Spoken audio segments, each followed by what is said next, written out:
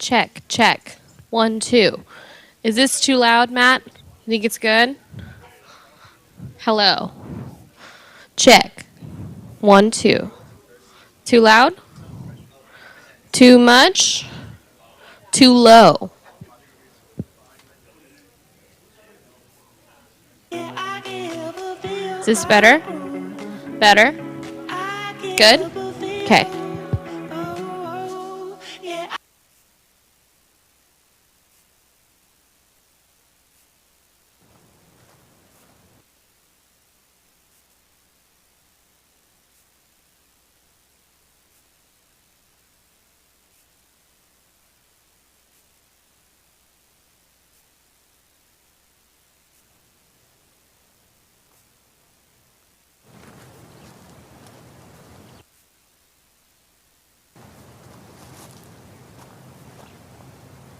I can't help but feel my groove. I can't help but feel. Oh.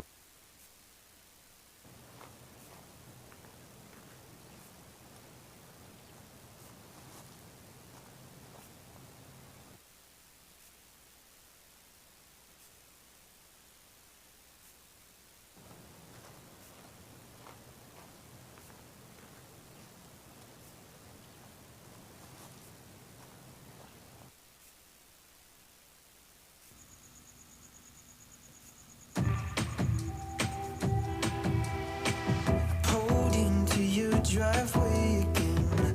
We kissed, but it felt different. I should have seen it coming then. You swore that you only had a crush. You told me that you would.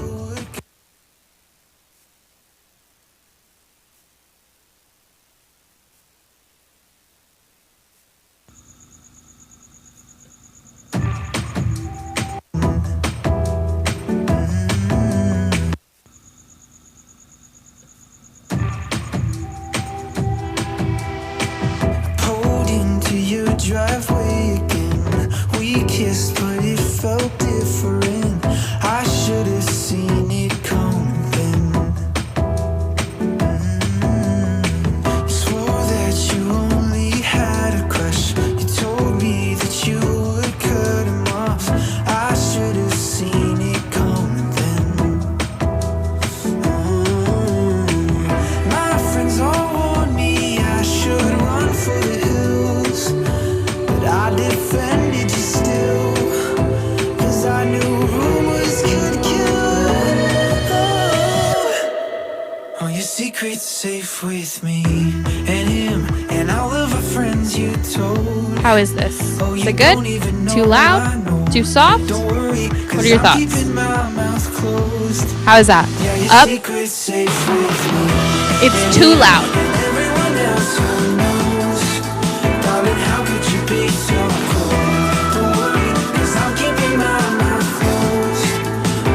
Secret's safe with me.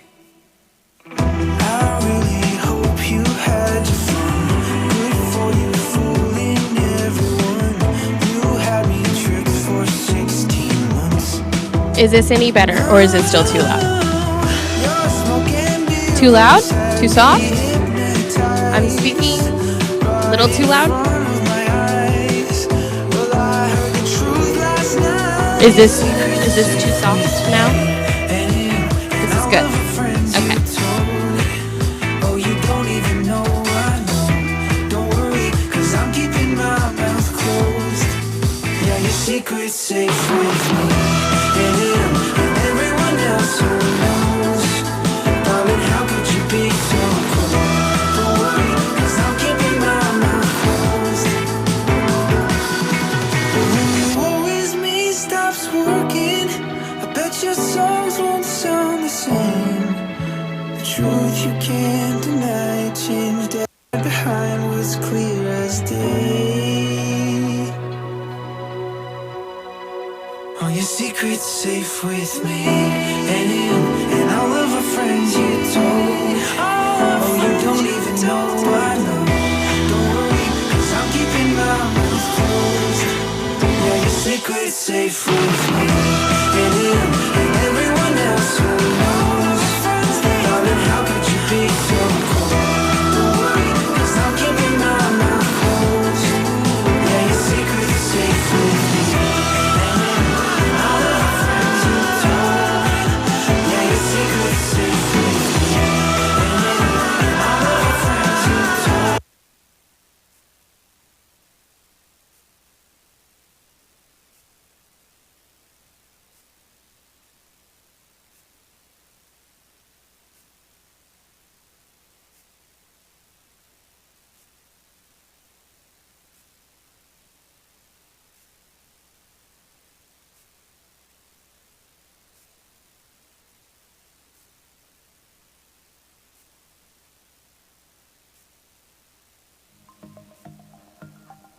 Longhorn Startup is designed to give students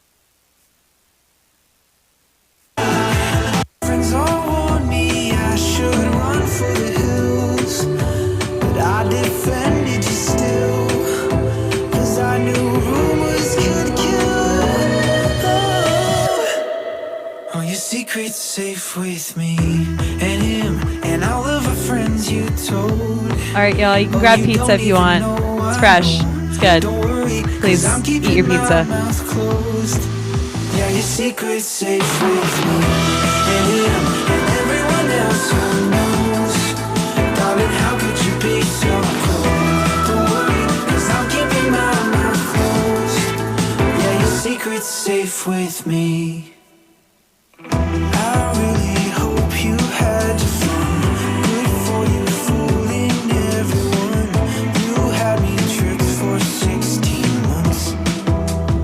Oh, your smoke and mirrors had me hypnotized right in front of my eyes. Well, I heard the truth last night. Secret's safe with me and him and all of our friends you told. Oh, you don't even know I know. Don't worry, 'cause I'm keeping my mouth closed. Yeah, your secret's safe with me and him and everyone else who knows. Darling, how could you be so cold? Don't worry, 'cause I'm keeping my mouth closed. But when you always me stops working, I bet your songs won't sound the same. The truth you can't deny changed everything. Oh, you can't hide behind what's clear as day. Oh, your secret's safe with me and him and all of our friends you told. Oh, you don't even know I know. Don't worry, 'cause I'm keeping my mouth closed. Yeah, your secret's safe with me and him and everyone else who knows. Darling, how could you be so cold? Don't worry, 'cause I'm keeping my mouth closed. Yeah, your secret's safe with me and him and all of our friends you told. Yeah, your secret's safe with me and him and all of our friends you told. Yeah, your secret's safe with me.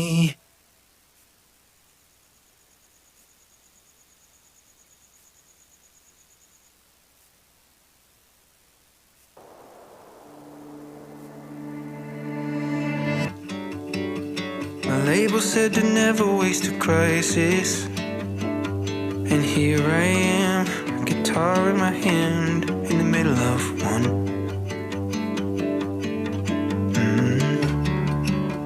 And honestly, I didn't want to write this.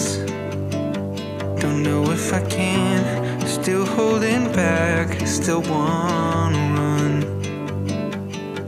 And if you get to tell your truth, and so do I. And it's cool if you want me to play the bad guy, but don't you dare act like I didn't love you. Don't go thinking that I didn't hurt too. Don't you ever wonder if I'm okay after all you put me through. Half the shit you're saying's only half true. You're messing with my life as a career move. I can't help but wonder why you won't make it end. Guess you would never dare to waste a crisis. My mama called 'cause she heard I got death threats. Oh, what the hell am I supposed to do with that? Oh, I wish that I could open my eyes and the nightmare be over. But you sensationalize, keep fanning the fire for the headlines. But don't you dare act like I didn't love you. Don't go thinking that I didn't hurt too. Don't you ever wonder if I'm okay after all you put me through. Half the shit you're saying's only half true. Messing with my life as a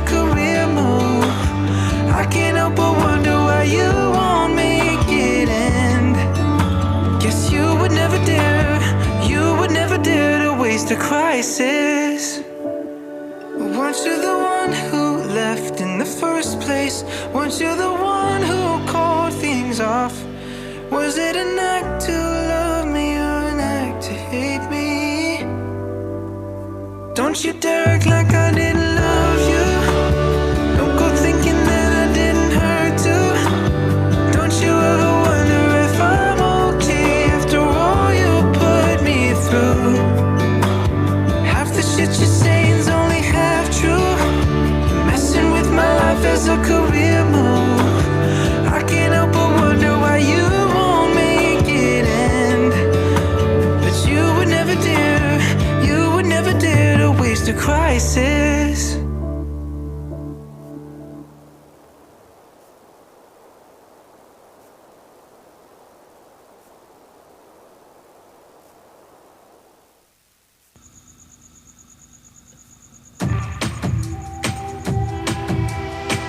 Pulled into your driveway again. We kissed, but it felt different.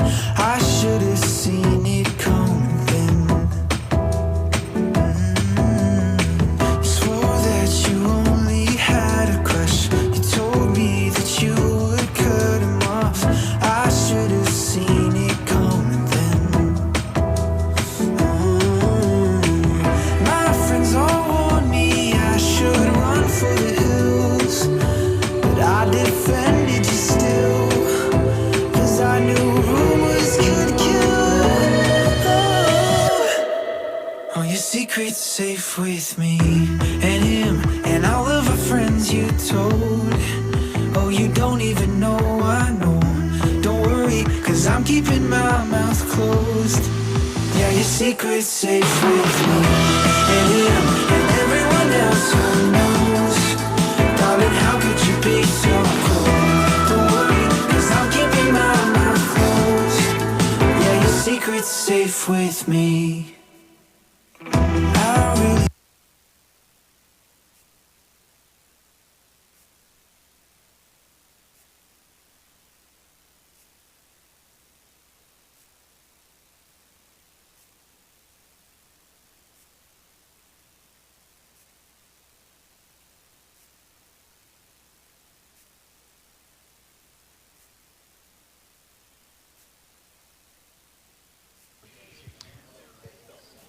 All right.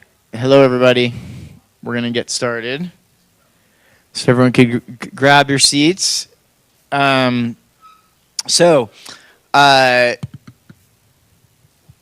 hope you enjoyed Ash last week.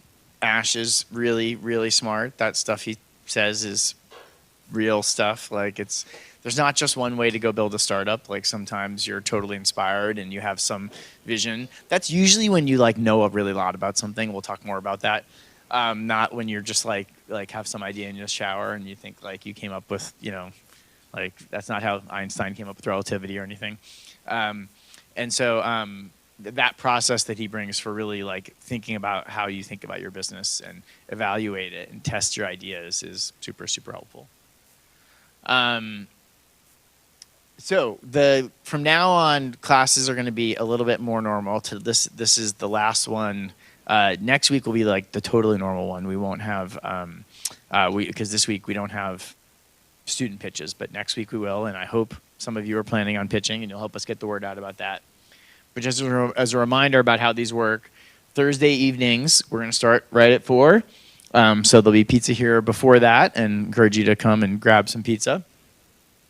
We'll start with the quiz. There wasn't a quiz today, but we'll still take attendance. But the quiz will kick stuff off, and the quiz is always going to be something about the people that are going to be speaking, so to give you some background. So when they're talking, you've got some context, as you're listening to them. And then we do open pitch pizza. So we're going to start that next week for the first time. I'll explain that a little bit more in a minute. Then at 4:30, we'll normally have the founder stories, and that's going to be more like a fireside chat, typically kind of thing, where usually me or Nick will be interviewing whoever is coming up here, and then we'll talk to them for a bit because we know them and we can give it some context, and then we'll open it up to all of you, and you guys get to all ask them questions too, and just like similar to last time, although a lot of people stayed and asked questions of Ash at the end, which is great. I hope we see more and more people asking questions during class too. And our goal is to have everybody out of here by 6 p.m. Like I said before, I'd really appreciate if people stay till the end so that the speakers don't feel like people are getting up and walking out while they're speaking. And so we already did the co-founder speed pitch. That's when all of you got up and introduced yourself. I hope that was helpful. I hope some of you met some other people through that you might be doing some things with. The Lean Canvas assignment is really the only assignment for the class. Everybody has to turn in a Lean Canvas. Many of you have already. And then the last class of the semester, which is the last class before Thanksgiving, we'll have a big pitch off where there's a bunch of 2-minute pitches and someone will win $1,000. Every week somebody wins $100 starting next week.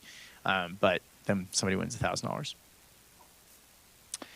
And then after Thanksgiving, there's 2 weeks left to class.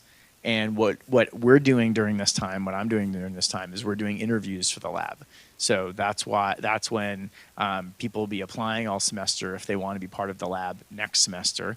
And we obviously would love for you guys to apply. We'd love your help getting the word out to other people who should apply.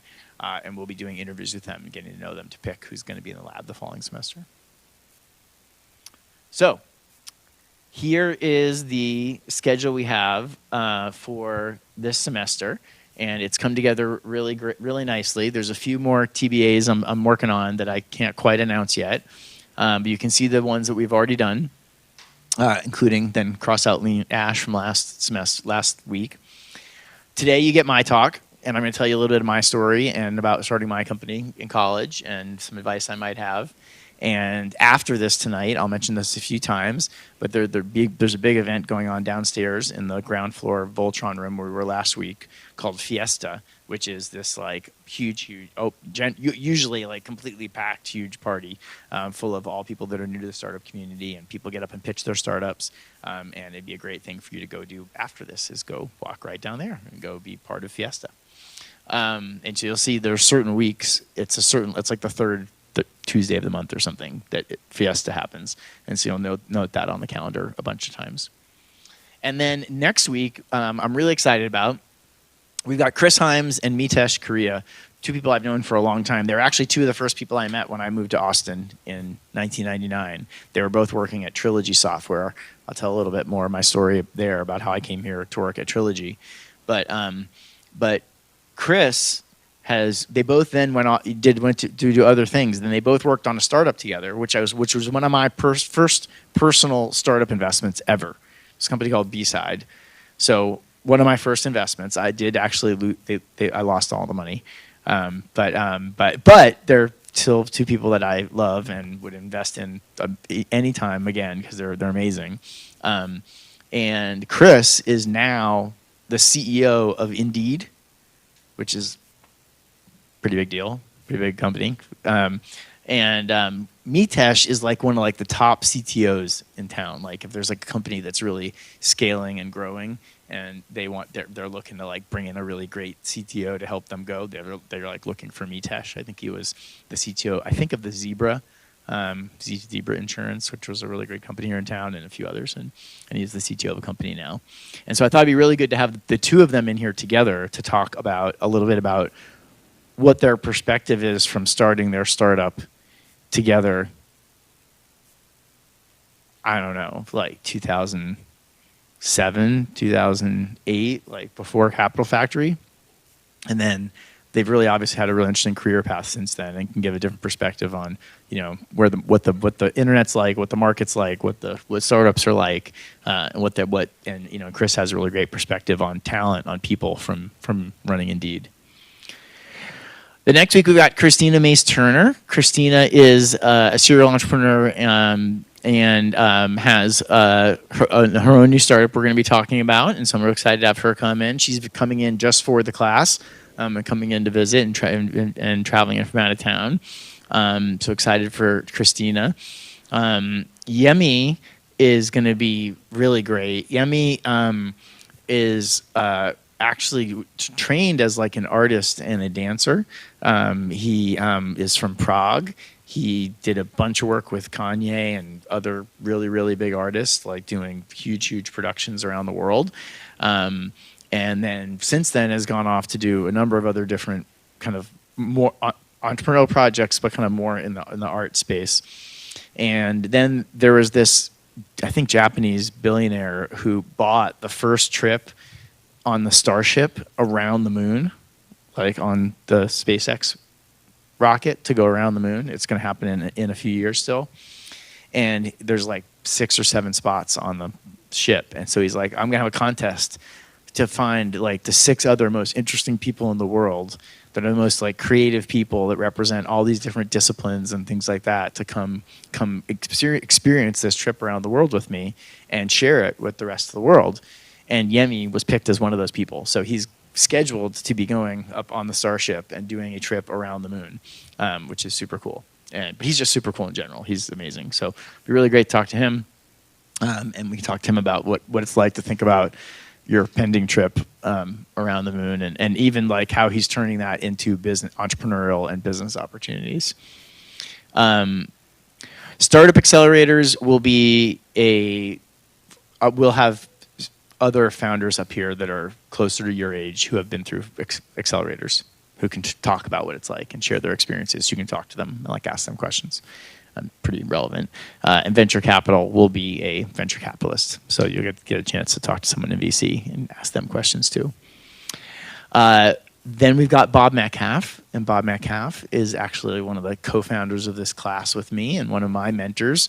Bob is an internet tycoon. He invented Ethernet, like plugged some of the first computers together to create the internet, mostly so that people could print down the hallway.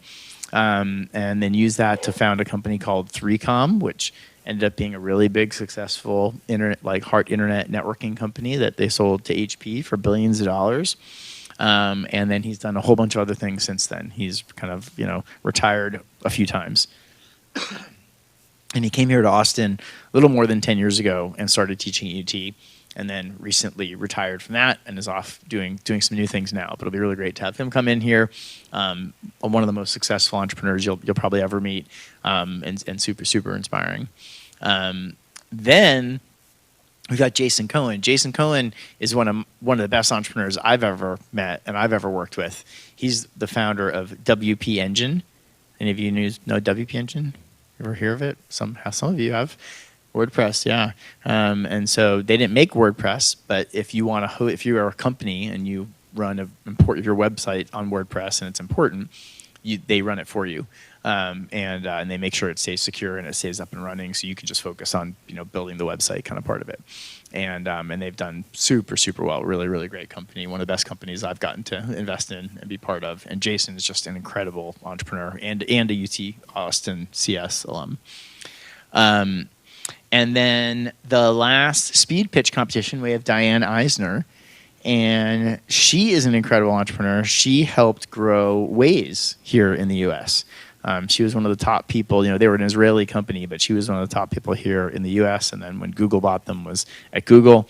And so I'm sure many of you have used Waze for driving directions, but has a lot of experience, being part of something super high growth through that. And now has a new company in the construction prop tech space she's working on that we invested in. So she's really great too. So all people I'm really excited for you to meet. They are awesome. A lot of them are coming in from out of town just to come meet with you, just to come be part of this. And all people I think you can really hopefully learn something from and be inspired by. So that's what we have to look forward to. As a reminder, the lab in the spring is really more like an accelerator for student startups. So we're trying to find who on campus has a startup that we can just help, that we can get to come here every week and give them free pizza and connect them to mentors and people that can help them, and then get them some money and some university resources and as much other free stuff as we can. And then one of them even wins, I think, a $25,000 investment at the end. And so, just that's something just to be thinking about. And again, we'd love all your help as you go meet people, as you talk to people. If you meet people working on startups out there on campus, to let them know. And then one of the last things I'll mention before I go into my story part of it is just a reminder about the 2 books for this class. These are both books written by people here in our community. People here, one of them you just met, Ash, last week, Running Lean. The other one's Gordon Doherty, who's one of the co-founders here at Capital Factory. And one of the things that I really like about these books in particular compared to a lot of other things is that they really like don't just talk about stories of, great, how everything worked out great for somebody, but they actually give you like real techniques and ways to go try things and test things, and like are just very instructional, really, really helpful. All right, I think we've gone over the rules a couple times now. Any questions before we hop into how to starting a startup?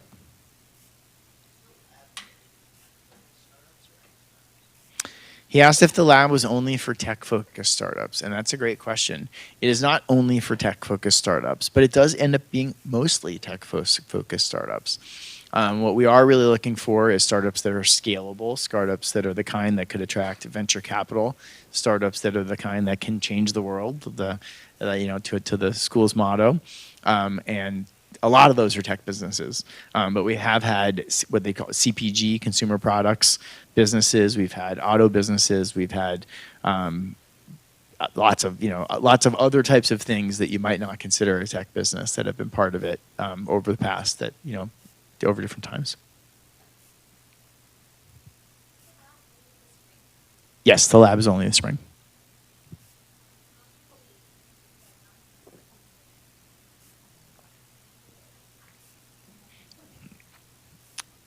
The question was about how many people need to be on a team, and that's a great question too. And that's going to change over time as you work on your company. You're going to add people to your team. In general, like to be successful, it usually takes more than one person. And that can, you can have all kinds of different titles, and that can take all kinds of different forms. But it usually, it's usually going to take a bunch of people. These days, you can outsource a lot, but it's usually going to take a bunch of people. And so, it's very common. Usually, at least one of the companies every semester, has a single founder and isn't part of a team. And usually, there's one that has like two. I don't want to say too many founders, but 5 or 6 people that are all founders on the team. And there's no right answer. So. But I would just say you're going to look more attractive as compared to the other companies that we're looking at if you have more of a complete team, more of all the different people that you need or the different skills that you need to go do what you're going to go do.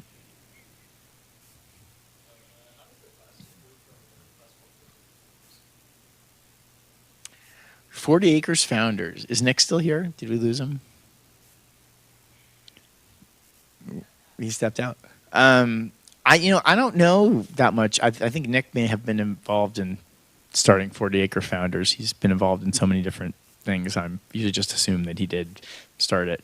But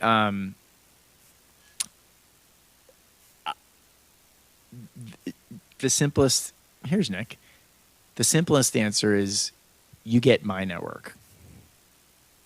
Like it's all of my friends that I'm introducing you to, and I'm not at the other one bringing in all of the people. So you get at Capital Factory through that. Hey, Nick, do you know much about 40 Acre Founders? Did you start it? No. Do you know much about it?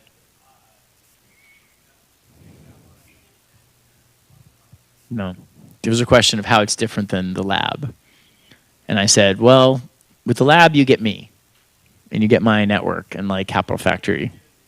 And it doesn't mean the other one's bad or anything. I'm just saying, like, I think my general impression is this would be a little bit more mature.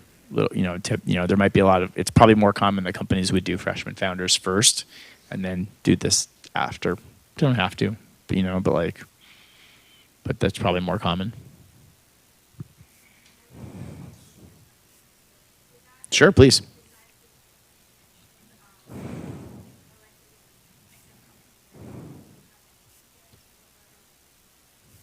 Yeah. So we're really, main bar we're looking for is you have an MVP, that you've built something. It's not just an idea, but you've got something. And the reason for that is because every week you're going to come in and you're going to meet with people and meet with mentors, and they're going to be like, oh, you should go try this. And like, if you don't have anything, you can't try anything. Like, you want to be able to like go try it and then come back the next week and be like, well, here's what I learned, here's what I tried, what should I go do next?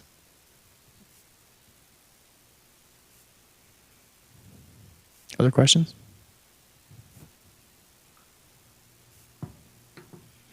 All right.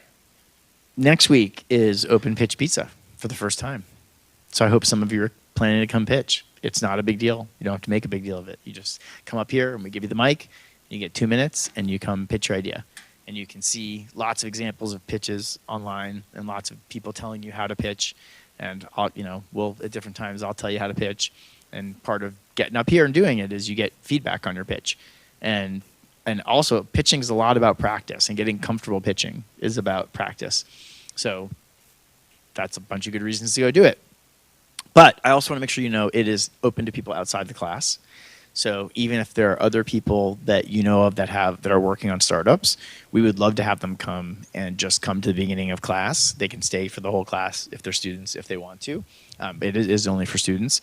But any students on campus that have a startup that they're working on or a startup idea and they want to get feedback on it, like, we want to come hear about it and we'd love to give them feedback.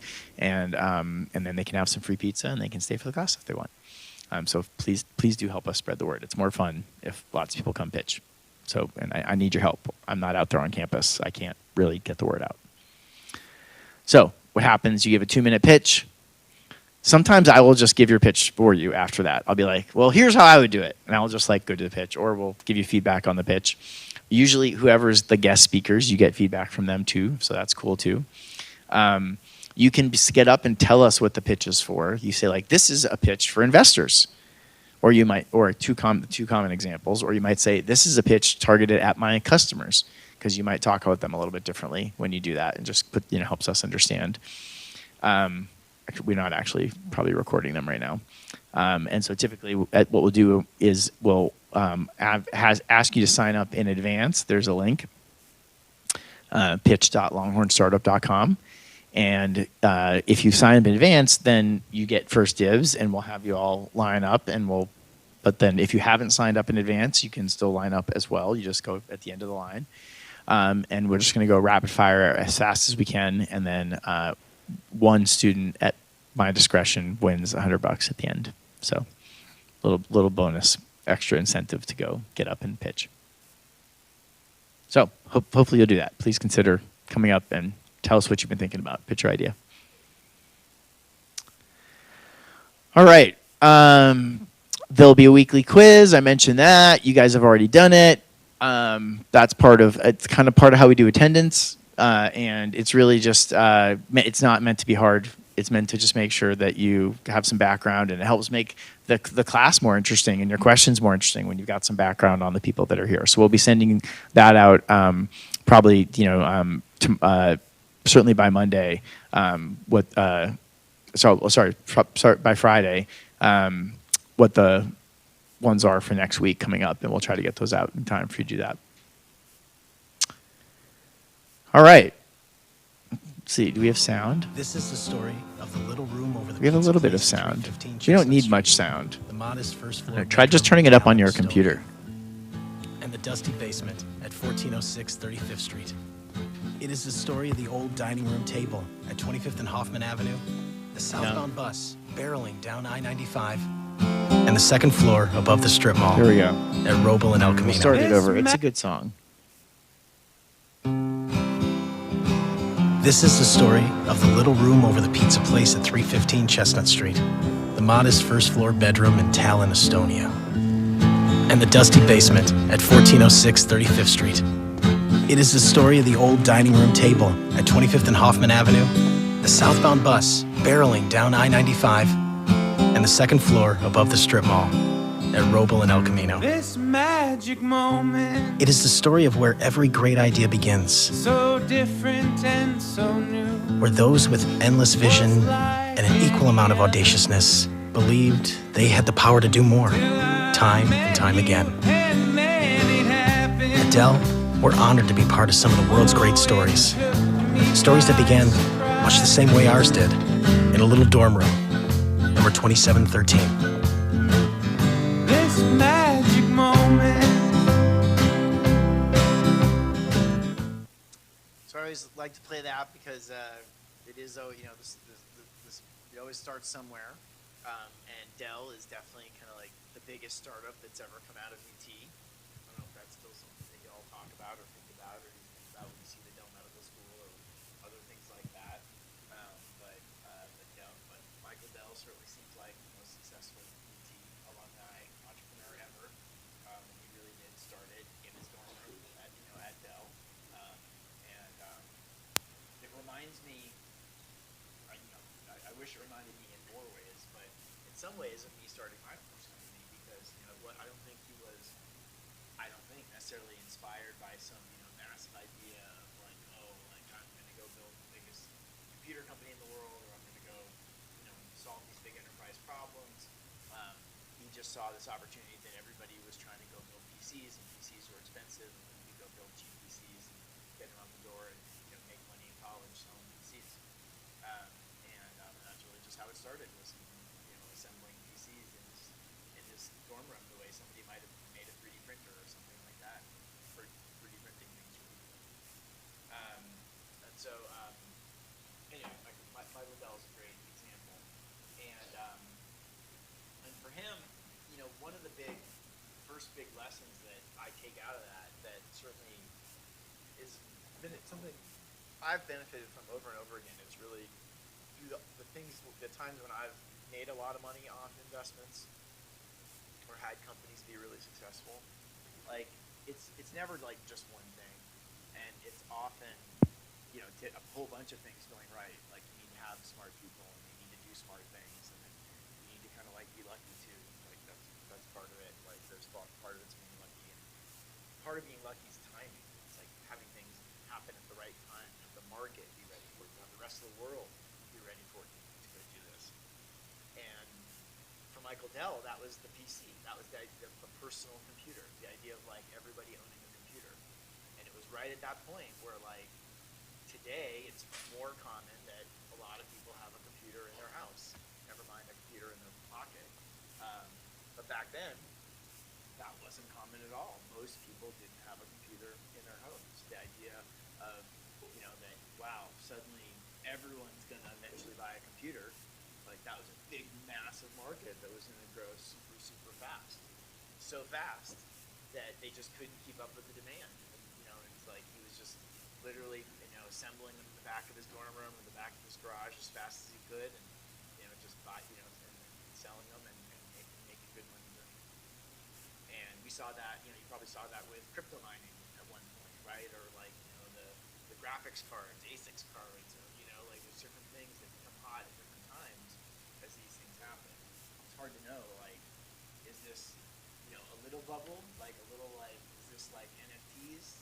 Like, like it's gonna like kind of be cool for a while, and then who knows, but, apparently not be cool anymore for a while, for a long time. Or, is this, as some might argue, is it Bitcoin, something that maybe is going to last, is going to stick around for a long time. So, Michael Dell being a great example, and one of the first examples I've seen of of really taking advantage of a bubble in a good way, or a market.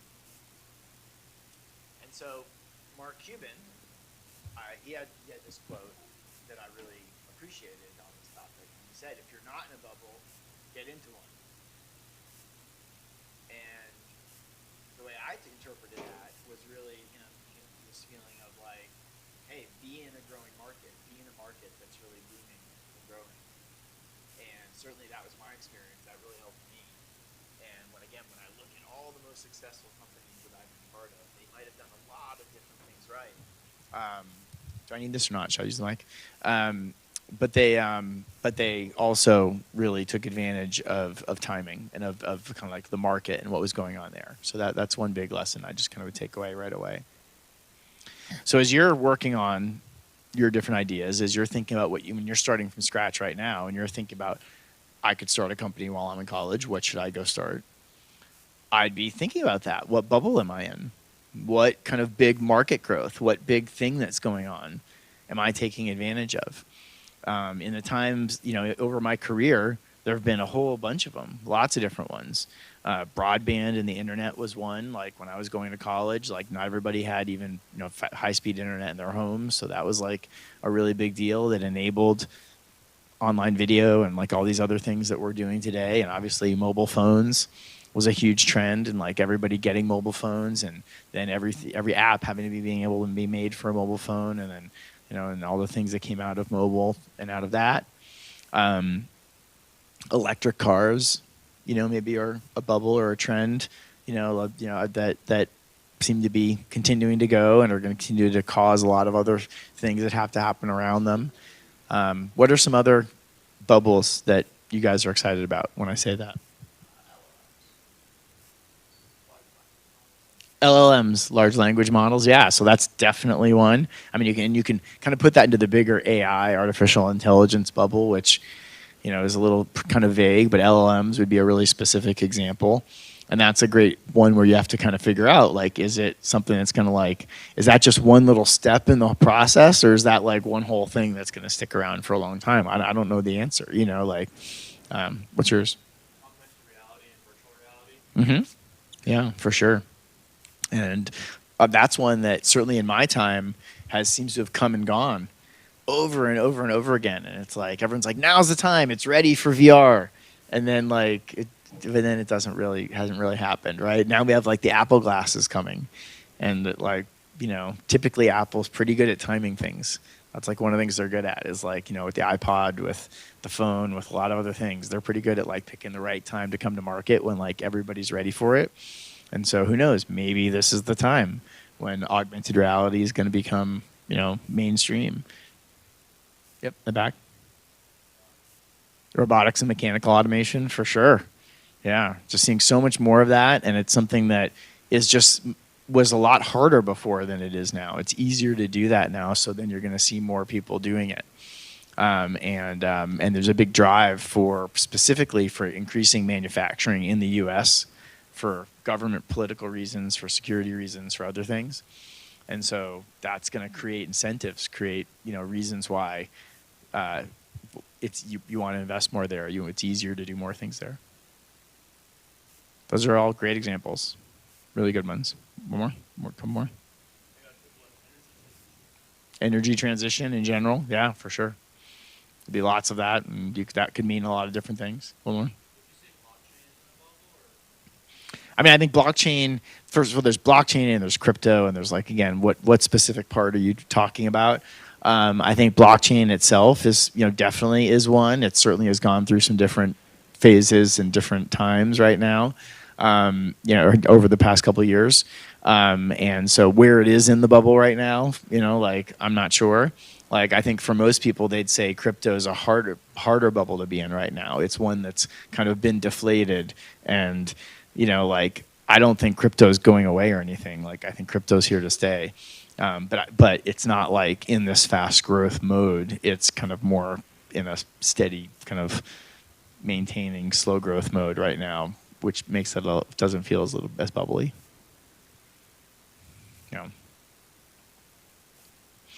All right, so this talk for today is about the question that I feel like most of you are coming here asking, that most of the students that I meet are wanting to know, and they're all coming saying, I want to start a company while I'm in school. And I get a lot of people coming and talking about that. And I don't think there's any kind of magic answer, but I do think that there are some pretty straightforward things you can go do that really increase your odds, because it does require some luck, and you have to. That's about creating the right environment for that to happen. And so those three things is to become an expert about something you're passionate about. It's really hard to make a startup or come up with something really innovative or do something if you don't really know anything about it. It's not like you just suddenly come up with some idea in the shower. Usually you come up with the idea in the shower because you've been thinking about it a lot and you've really know a lot about it. Meeting somebody new every day, meeting lots of people. It takes people to go get this done. It takes people to make everything happen. And so meeting lots of people and talking lots of people about what you're doing really helps and can really increase your chances of success. And it's really hard work. And I think what people think of as hard work is all relative, but it's harder than a lot of people think. Like, and it's it's going to take a lot of people telling you no, and a lot of failures, and a lot of trying things and them not working, and you have to be willing to do that over and over and over again to get to something that works. So, for those of you that I don't know, or don't know me, and I don't know or haven't met, or if haven't had the chance to look up my background or bio, I run Capital Factory here, and Capital Factory does a lot of different things, but we really think of ourselves primarily as investors. We're the most active early stage investors in Texas and have been for a long time. So every week we're investing in the different companies that we meet here, and while we are really active investors, we're not the biggest investors. So we're writing a lot of small checks, whereas actually different than a lot of venture capitalists, a lot of investors. A lot of them would write a small number of big checks. And so that's one of the ways just that we're different, that our strategy is different. But it's also how we work with lots of different companies and lots of different other venture capitalists. And so, how did I get to be here, to be at Capital Factory, and to get to go be investing and doing all of this? My story really starts with email. This actually is not my current license plate anymore, but it was for a long time. After I sold my first company, which was an email company, then I bought a fancy sports car, and so then I felt like I had to put email on the car. But my email story is that when I was going to college, like I mentioned, broadband was new. Websites were still pretty new. So a lot of people were just putting their web businesses on the internet and on websites. And I'll tell you how this happened, but I ended up getting really involved in email. And while I started a business around it that was kind of like a MailChimp, if any of you have used MailChimp or Constant Contact, probably the best thing I did with email is I helped to make this unsubscribe button work. And so this is like in Apple Mail, like on your phone. But if you ever see that thing at the top where it says this message is from a mailing list, click here to unsubscribe. If you look up how to go do that, it says JBear on the instructions. I wrote it while I was in college with a friend of mine. And it was a way different time, and there was a lot less spam. If really there was no spam, but it ended up being used as part of that, and so that was my little one email contribution out of all of this. There's the RFC with my name on it. So how did I get into email? Was I inspired? Was I like, oh man, I really want to be an expert in email and put it on my license plate and write unsubscribe buttons? That was not some big inspiration I had in the middle of the night. That wasn't something I woke up with. The way that happened was actually that I was applying to get this access to this software. And things were a little bit different back then. This was the early days of the internet, and so you couldn't actually even download software over the internet. Usually, you had to you'd buy it, and they'd send you a CD-ROM or a DVD or something, and install it. And for me, I don't know what your experience is as a student, but a lot of the software or things I might want to use these days, maybe there's student versions of it, or maybe the university has a university license so that you can get Mathematica or some kind of tool or something like that. But for all these things that I wanted to use to go build websites and things like that, they cost a lot of money, and and I didn't have a way to go pay for it. I couldn't afford to spend $800 on a piece of software to go start a website, and so the only way that I could figure out how to get it was to participate in what they called at the time the beta programs for the beta software. And this still happens sometimes now, but it's a little bit different. Beta programs are generally just kind of pre-release or free. And back then, this was kind of a little bit more of a big secret. It was oh, here's our secret thing we're working on, and we only let our best customers in, and you apply to be part of it. And so if you wanted to run a website and you wanted to, host, build a website, the server that everybody wanted to use was this server called WebStar. And I went when I filled out the form to go sign up for the thing for WebStar, but everybody wanted to run a website, so everybody was filling out the form for the WebStar. And of course, the kind of questions they ask on it, besides like your name and your email address, are like, well, like how many websites do you run, and how many hits do you get on your website? And they're trying to figure out like, are you actually going to ever be a real customer? Like, would somebody ever use this? Could you pay for it? And I don't have any good questions to any of those things. I don't run any big real websites or anything like that.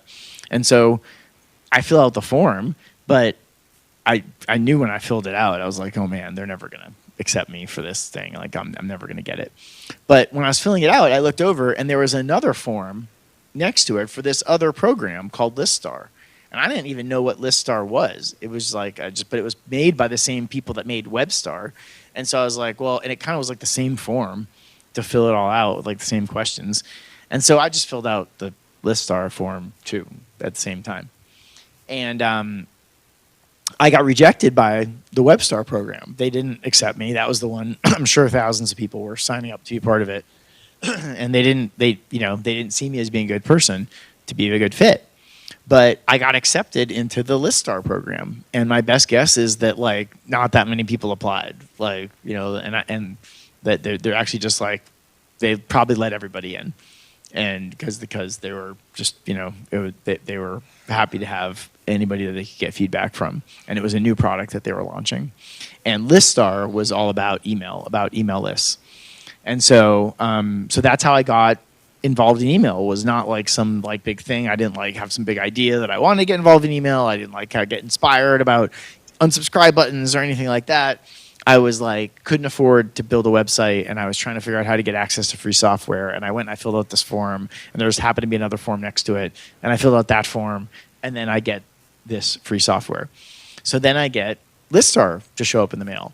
And ListStar, it cost a couple $100s, so I still didn't know what it did, but I knew it was like expensive and seemed important. And so I get the software and I like look over the manual and I go and install it, and I see that it does this email stuff. And I'm trying to figure out what I would possibly do with any of the email stuff. And there was a group, like a forum, for just all the people in the beta program, where if you had questions, you could post and ask questions. And so a lot of people would go that were trying it out, and they would post their different questions. And there was somebody from the company that was assigned to go answer everybody's questions, who probably wasn't super excited about answering everybody's questions. They had other stuff they had to go do too. And so maybe every couple days or once a week, they'd go in and answer everybody's questions. But I was a college kid, and I had didn't have a ton of things I had to go do. I had like more time available, and I had read the manual of what they had gone and sent. And so a lot of times the questions people asked were really easy, and I knew the answers just from looking through the manual. And so I would write back and answer their questions. And so pretty quickly through that, I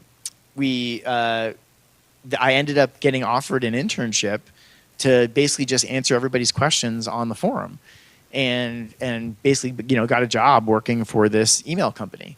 And they were based out in Berkeley in California. I was going to school in Pittsburgh. And that was really cool too, because they were a Bay Area California company, and it got me connected into what they were doing out there. And so so that really got me involved in email in general, and got me connected into what they were doing. And then also, there were like conferences and events going on, things like South by Southwest. There wasn't a South by Southwest yet, but if you imagine things like that. And I was trying to learn and trying to get out there and trying to, get my name out there, or just kind of, get involved in business. And so I went, and all these conferences have places where you can submit speaker proposals. And a lot of the technologies or the things that were coming out were all new things that nobody knew a lot about. And so it was and just like today, like with blockchain or other things, like there are things that have only been out for a couple months. And so you can be a world expert at it as much as anybody else in the world, because the thing's only been out for a couple months. And so I started submitting speaker proposals, at a bunch of these conferences and stuff. And I think a lot of them thought it was really cool that a college kid was submitting these proposals, and I would get accepted to go speak at them.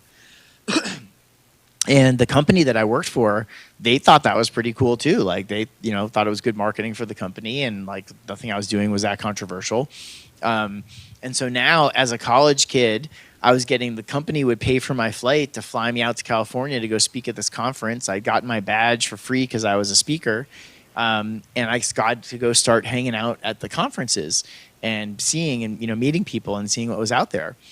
And when you do that, you realize that the people that go to the conferences from the company are generally the sales and marketing people. That's how they can afford to go to the conferences. They're going there trying to go sell stuff. They've got a trade show booth, and they're setting up meetings with clients, and they're trying to go, meet people and sell stuff. And so through that, I got to get to know some of the different salespeople. And so that's really what led to my first business. Which was I started in my dorm room in college, and that was back when I had hair. But really, what happened was one of the salespeople called me up one day, and he said, "Hey, I'm trying to close this customer, and I can't. In order to get them to buy the software, I need it to do this extra thing that like it doesn't normally do." And our company's not going to go do it. Like, it's not our business plan to go customize it for people. But I think you know how to go do it, like Josh. Like, I met you out at the conference, and I bet you could probably go do this. So do you think if I, like, bought you some pizza, like, you could maybe go write this program for this customer and help me go close this deal? And I was like, yeah, like, that probably could do that. And I was, liked pizza. And so I wrote this little thing, and I sent it to him, and it helped him go close the deal. And then he sent me the pizza, and then, like, what do you know? He got to close the deal.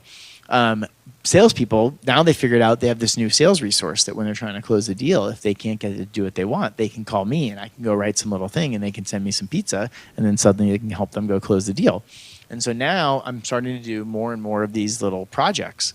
And that really led to me doing consulting projects where then I could start to charge extra to go do those little customizations and projects and things like that. And so then what I did is, imagine today, like on social media, basically just creating like a hashtag or an Instagram account or a Twitter account or a TikTok account around some theme or topic. And like in this case, me doing it around email and running email lists and being an email server admin, which sounds super geeky, but there were big groups of people out there doing that then. And I just started answering everybody's questions that I could really easily. And in this case, it wasn't Twitter or or Instagram. It was these news groups and email lists and other things like that. But I was on these forums, I was on these groups, and I just started answering people's questions. And what happens, again, kind of like the salespeople, when you go and answer people's questions, you know what they do? They ask you more questions. And so people would then ask me kind of more involved questions, and eventually I would get to a point where I'd be like, hey, that's not really an easy question. Like, that's going to take me like an hour to go figure out the answer for you. And like, I'm going to have to write some code, or I'm going to have to do something else. Like, I charge at the time, maybe like, $20 an hour. Like, would you mind paying me to go do it? And at this point, I've already answered a couple of their questions for free, and I've already done, like they've already built up some credibility with them, and everybody would always say yes. And I basically built up this list of consulting customers who would come to me and ask for me for help and pay me by the hour to go fix stuff. And then even the salespeople at the company started to know, like, hey, Josh on the side, we can go hire him on the side, and he can go, write these little scripts and code and other things for the customers. So at that point, it's still not really like a company, because it's really just me doing consulting. It's like me getting hired out by the hour. But then something really interesting happened, and it came from one of my customers. It wasn't some big idea that I had. And there was one of my customers who had bought the software Liststar, and they ran it on their server. They ran it on their computer. And so they would call me every month, and once or twice a month, and something would go wrong. Something would crash with the server, or something would happen, and they'd need me to come fix it. And if you can imagine, like if your website was down, it's probably hard to imagine because websites don't really go down anymore, but they used to go down a lot. And so like if like their website was down or their email is down, that's kind of urgent. They want to get it back right away. And so they'd call me and like they'd be, Josh, my website's down. Can you go log in and fix it? And I'd go, hope, I probably was not too hard to find, but I would go up to my dorm room and go to my computer and log in and go try to fix it, and then probably charge them, $20 or $50 or whatever it might be to go fix it. And so he called me up one day and he said, hey, Josh, every time my computer breaks, it's like this big hassle. It's super urgent. I have to call you. But you run a server, I know, on your computer, and it's in your dorm room, and you're like sitting next to it all the time. And it probably crashes just like mine does. But like you're there all the time and you notice right away and you always fix it right away and nobody else notices. So how about instead of like me calling you urgently and paying you to fix it every time, I just pay you like $50 a month and you run it on your server. You just keep it on your computer. And whether I need it or whether it needs any help or not, you get your $50 and I don't have to worry about it. And I was like, well, that sounds like a good idea. And for those of you that are familiar with business models, that's actually just SaaS. That's software as a service. That's like paying a monthly fee to go have somebody run a software program for you. But that didn't really exist back then. Their SaaS wasn't a word back then. And it sounded like a great idea because I was pretty optimistic. I was pretty thinking like, you know what, like this is just going to work and I'm basically getting $50 a month of free beer money and like this is going to be great. And so now I added like a line to my signature of my email that was like, hey, by the way, like I can host your email list for you too. And I started going and answering even more people's questions, thinking like if I answer everybody's questions for free, then a bunch of them are gonna be like, this is too much of a pain in the butt. Like instead of me running it, I'll pay you $50 a month to run it instead. And I'm just start to rack up people paying me $50 a month, right? And I'm still in my running this out of my dorm room, which means it's on my computer that my parents bought me. It's plugged into the school's Ethernet and the school's like network, which you probably couldn't get away with today, but back then you could. And so I have no costs at all, and I'm just racking up $50 a month. And suddenly now I'm making a couple $100 a month, and then even like a couple $1,000 a month, and like it was pretty cool, and like it started to feel like a real business. And then I kind of got really scared. Then I suddenly was like, oh my God, like I have a real business. Like, am I like even like doing anything right? Like, am I filing taxes? Is anybody going to sue me? Is anybody gonna, like, I don't even know what's going to, I hadn't even thought about like incorporating or like anything like that. I had to kind of go back and then go figure a bunch of those things out. But that's what led to Skylist. And Skylist was my first company. And Skylist was this like a MailChimp, like a constant contact. It basically made it so that you could, as a company, you could load up a list of all your customers, and then you could, pick up, who you wanted to send an email to, and send out a big list of emails and see which ones they opened and which ones they clicked on, and do different things like that. And it started out in my fraternity house, like in my dorm room, and it was like I had like my bed on one side of the room and then like servers stacked up on the other side of the room. And then eventually we moved off campus. I think there might be another picture. No, I guess we got rid of that picture, but there was, then we moved off campus with a bunch of my friends, and it was like they had the upstairs rooms and the bedrooms, and I had the basement. And so then like half the basement was my bedroom and half the basement was racks of servers and and things like that we were building out. And it got to the point where by the time I graduated from college, it was really just me. I had 2 or 3 of my friends doing kind of tech support, like outsourcing some different parts to me. And we were doing a couple $100,000 a year in revenue. And like, I thought it was a pretty big deal. Like, I mean, I didn't know any of my friends that had businesses that were doing hundreds of thousands of dollars a year in revenue. And I didn't really even know what it meant to be like a real business. But that was really cool. That was awesome. And so then when I graduated, it was 1999. It was the peak of the first .com boom. This was really as the internet was just booming and e-commerce was really booming. And so there was a lot of distraction. There was a lot of different opportunities and different things going on. And really, I just planned to just keep running my company because I was in a pretty good spot. I was like living off basically right off campus, working with a bunch of my friends out of my house. Like with my fraternity brothers, like it was a pretty good setup. But then I did think like, wow, I should go interview. I should go see what's out there. And a friend of mine had recently come down to Austin the semester before. They'd graduated a semester before, and they'd come down to work at Trilogy Software here in Austin. And I don't know if anybody heard of Trilogy? I guess not many. But Trilogy is a company that's one of the really important ones in the kind of history of Austin. Dell's another really important one. Texas Instruments, would probably be another big one. IBM's another big one. But Trilogy in particular was really influential in recruiting and bringing lots of talent, entrepreneurial talent here particularly from other top schools around the country. And in this time around that .com boom, and so this was before Y Combinator or Techstars or Capital Factory or anything like that, and they had this summer program they were doing to try to recruit talent. They were really focused on how do we get the best people from all the best schools to come work at Trilogy. And so they were kind of tempting them with, you can come work at a .com, like you can come, have the best of both worlds. And their version of that was this combination of almost like Survivor meets Y Combinator.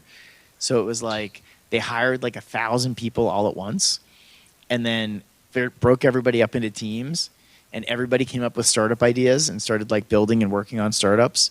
And then every 3 weeks they would kill half the startups. And it winnowed down really, really fast. And if your startup got killed, you went and you worked for the big company. So it was super exciting and super interesting, and a really great entrepreneurial environment where I got to meet a lot of people like Chris Himes and Mitesh, who you're going to see next week, that are going to be here, who are both there at Trilogy when that was happening. And then they might talk some about that too. But super cool thing to be part of. But most important about it, what it did is it brought all these really great people here to Austin. It really was about recruiting really amazing talent, and a lot of them stayed here in Austin. And some of you may have heard of the PayPal Mafia and the PayPal Mafia that have gone off to go start lots of different companies from the original people that started PayPal.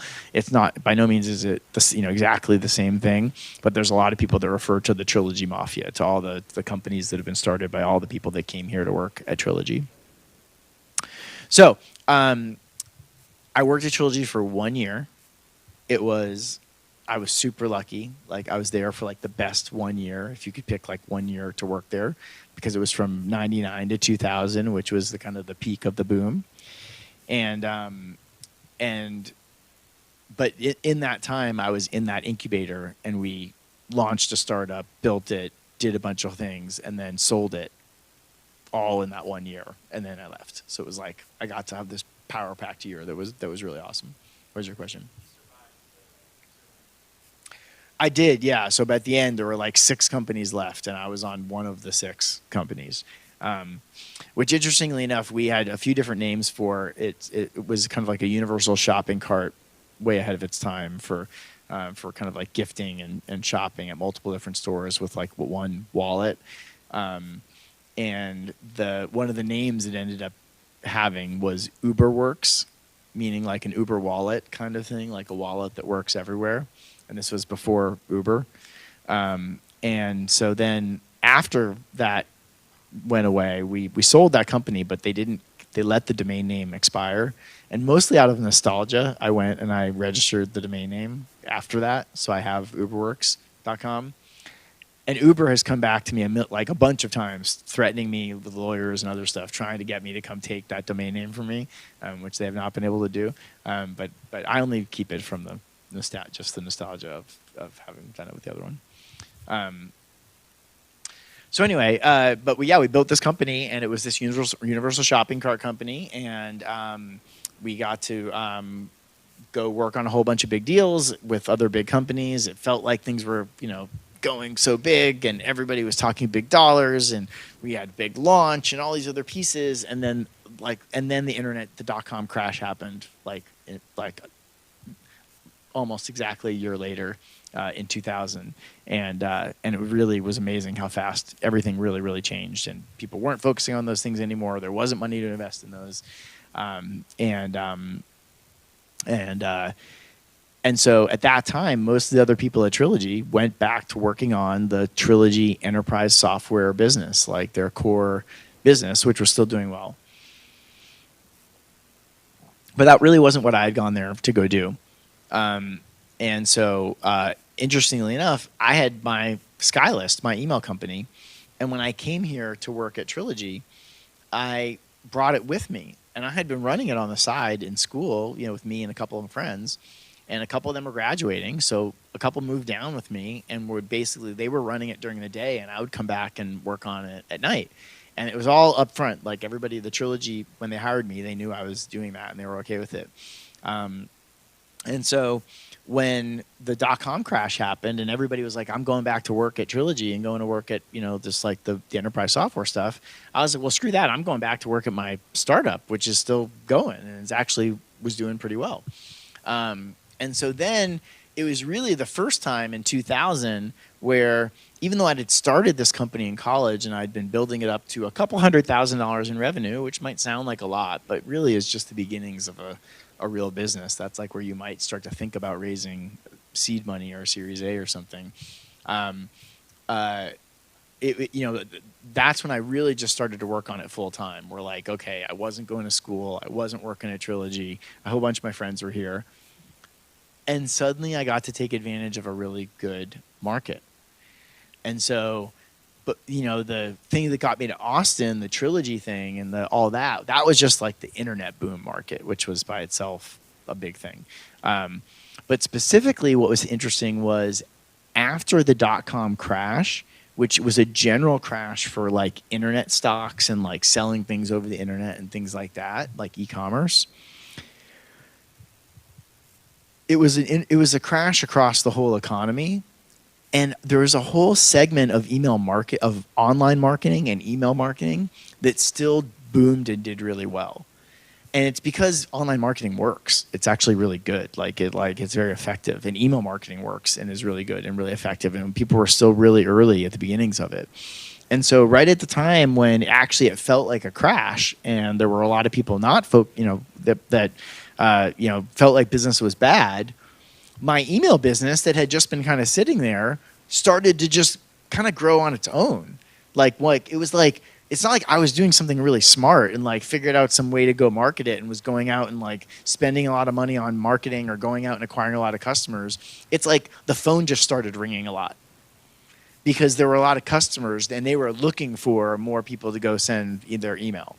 And to be honest, part of it was the beginnings of spam, but we didn't even have a word for that yet. And we didn't even know. To be honest, at the beginning, we didn't even look at what they sent. They would just sign up and use the service, and we didn't know we had to police what they sent and make sure they weren't sending spam or sending out some illegal advertisements or something like that, which were all things we had to kind of put in place over time.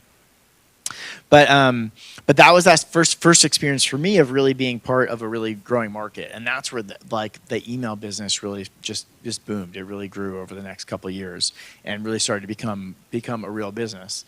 Until this picture was taken at the end of 2005, and there's probably about 60 people there. That picture was taken right over there on this floor. But this floor was completely different, and there was no Capital Factory yet. And I had rented this floor for Skylist for my last business, the 8th floor, the one we're on right now. And so we had built it out totally differently. And there were about 60 people in the company, and that was all of us piled in the room. I think there might be a cake on the table there. It was some kind of a party or anniversary kind of thing. And so that was right before we sold the company. And so we sold it about a year later. I'd been working on it for about 10 years total. I'd been out of school for about half that. I didn't have any big plans to go sell it. I was actually kind of thinking about should I go raise money? Should I go go the venture capital route, which I knew nothing about, and I had never, like I'm kind of glad I didn't, but was at the point where maybe I could have gone and raised venture capital. But one of my biggest customers who spent a lot of money with us, they went and raised a whole bunch of venture capital. And it put them in a position partly so they could go acquire other companies. And so they basically then came and they acquired us to make us part of their offering. They were spending a lot of money on what we were doing already, and it kind of made them a more robust package of what they could do, that they had other types of online marketing, and then they had the email marketing component to it as well. So that was my first company. And, again, when you take away like what from that story and what did I talk about originally about, starting a company in college, and that's the company I started when I was in college. And I sold it for about, so there's a big difference between MailChimp and Skylist, both bootstrapped, both email marketing companies, both pretty, really early on. MailChimp sold for $12 billion. Skylist sold for $12 million. Not quite the same, but it was still like life-changing for me. Like, completely like, oh my God, like, I feel like I'm in a totally different place. And I'll talk about some of the other companies I've been involved in and other companies that I've worked on since then. But when I look back at that, how did that all happen? Well, one, I became an expert at something. Like, I was an expert at email. Like, it was not a cool thing to be an expert at. There were not like a million people going like, I want to be an expert at email. That actually made it a lot easier to be the email expert, because there were not a million people trying to be the expert, right? And so, and then when I to find people that needed what I could do, it was actually easier to find them because it was very, very specific. And I was really good at networking. Like, I consider myself an introvert. I don't know. I probably don't come across that way up here when I have what I'm supposed to say, and I'm really comfortable, and I'm in this is my office and my place, and I'm really, feel, and I've got a job to do. But it's not easy for me to go reach out to people or do these things. But I was able to go do that online. I was able to go online. This was 30 years ago. But to go online and go and answer people's questions and respond to people and do things that had me meeting people every day. Like, every day I was meeting new people out on these forums who are all working on these problems, who are all in these spaces. And I was working my ass off. And so, like, I remember like being in my fraternity house, and like, I had a whole bunch of my friends, and like, they're good guys, and they were, many of them gone off to be very successful, but they were mostly goofing off most of the day, and like Friday at like 3 o'clock they started drinking, like a lot of them, right? And so I think I still had fun, and I still think I but I was like working until like 10 o'clock Friday night, like, it's like the party was going on all around me, like, and like, I kind of had my door open, and it was, I could hear them. Maybe I had a beer, maybe I didn't, but I was still like cranking shit out. And then I went out and partied. Then I, went out and did my thing. And I definitely, there's just no question like that I was working a lot harder than most of the other people around me, and one of the things I've learned from that, which I'll say again as well, is just that opportunity comes from activity. It comes from doing things. It doesn't come from thinking about things. Like, you're not going to get very far sitting around thinking up good ideas. You're going to like figure stuff out, trying things and being like, all right, that didn't work. Like, all right, let me try this next thing. And that's where you really make a lot of progress. So I have more slides, but that's a good place to stop and see if you have any questions about any of those parts. I will come back to you, but you guys have both asked a lot of questions. Anybody else?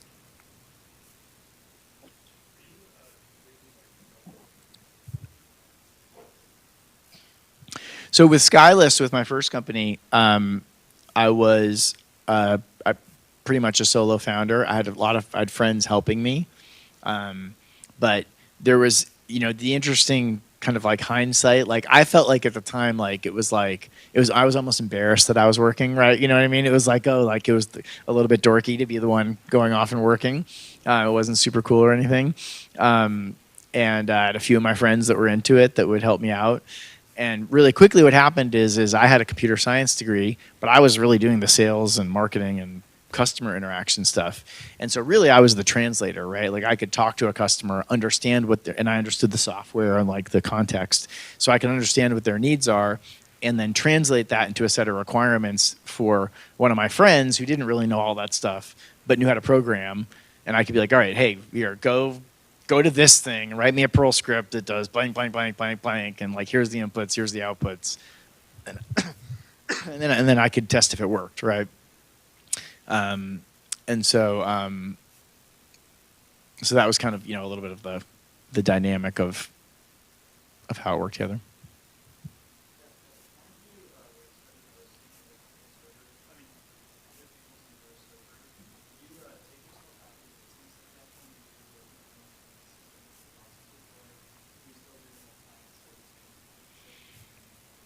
I was doing everything. It was like, it was just like, there wasn't like that much to do, but it was just like, imagine, I don't know if any of you have run WordPress as an example, but if you had like a WordPress installation set up, like most people these days, if you wanted to run WordPress, you'd go to WordPress.com.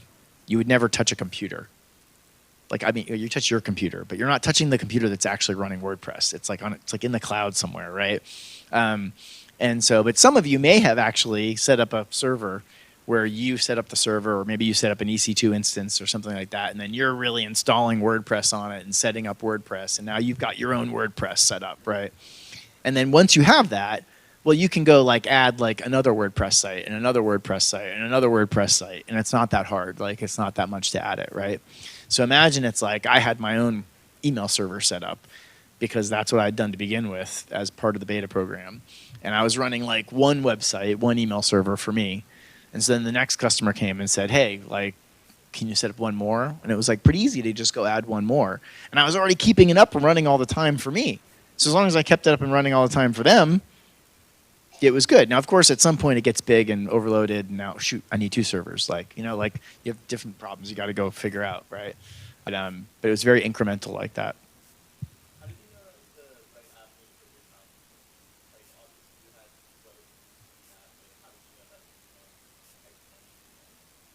I didn't. It wasn't like, I wasn't like, oh, I'm trying to make this exponential thing, like it was much more like I was trying to learn about stuff. I was trying to get paid to do anything, so it was like, I definitely understood the concept of like, oh, it's way better to have someone pay me $5 a month or $20 a month than like $50 once. Oh, can I just I could get the idea of like, wow, I want to pile up a whole bunch of people paying me $50 a month. Like that would be really good, and how do I go do that?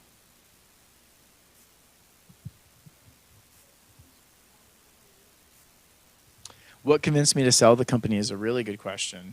It was, I'll tell you, it was a combination of a whole bunch of things. It wasn't some like really smart, calculated decision or depending on what your priorities are, could have, some people might think it was stupid for me to sell it at the time that I did.